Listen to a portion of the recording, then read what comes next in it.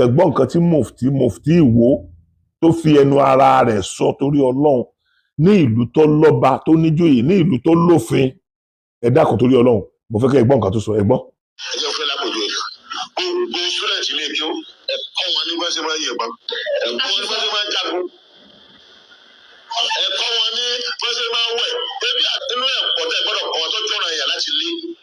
òun ni góòlù yẹn sí máa ń mú bí ẹ̀ sì máa ń wẹ̀dù àti bí ẹ̀ sì máa ń sùt lókè bọ̀ bá kọ́ lé bá ìyá rẹ̀ ọ̀mọ́ ilé kí ó mú mọ́ ọmọ sí ọmọ ilé kí ó kan tí ò ní sùt kí ni rọ̀ kí ni wọ̀ ìbá mi yìí àdìmọ́ ní ẹ̀kọ́ wọn máa dà jihadi ẹ má mú nǹkan tó pọ̀ jù ń bẹ̀ ju pé odò wíwẹ̀ gbogbo ọmọ ilé kí ọmọ odò wẹ̀ gbogbo ọmọ ilé kí ó ní sùt ẹ bá ń ta rọ́bà ní ìsìn ẹ̀yẹ ẹjọ́ fẹ́ parọ́ ẹ bá sì ń ta fà ọbẹ̀ wọn pa àwọn kíákíá ni o ìbá gangan láyé ń lò ní oṣù tó o bá mú ọ̀fà lọ́wọ́ ẹ̀ tó ń bá ń gbé ìmọ̀ lọ́wọ́ òun ni o ti já wèrè o. ẹ ti gbọ́.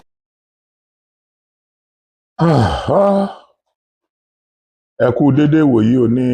ibikíbi tí ẹ bá ti ń gbọ́ mi ní gbogbo ibikíbi tí ojúmọ́ bá ti mọ́ gbogbo orígun mẹ́rẹ̀ẹ̀rin àgbáyé.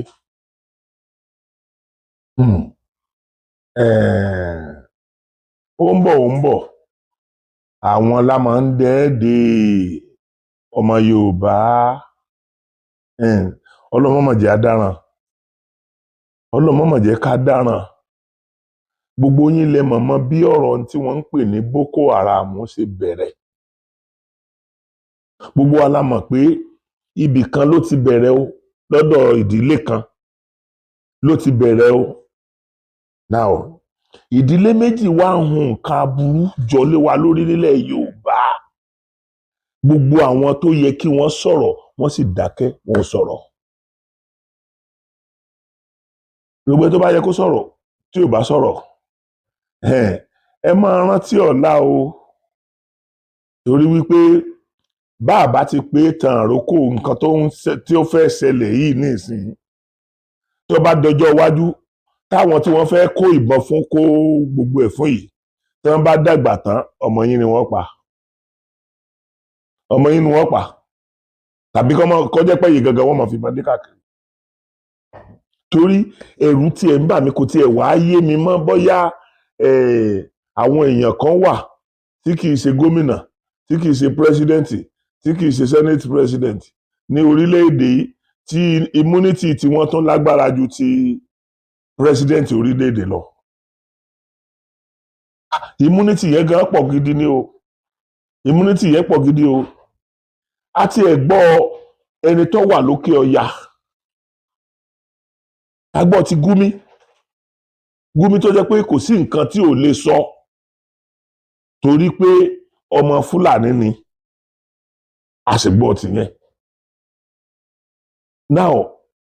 gbogbo yín lẹ mọ̀ bó ṣe jẹ́ pé Gumi yìí ló ń fọ́ọ̀sì ìjọba àpapọ̀ pé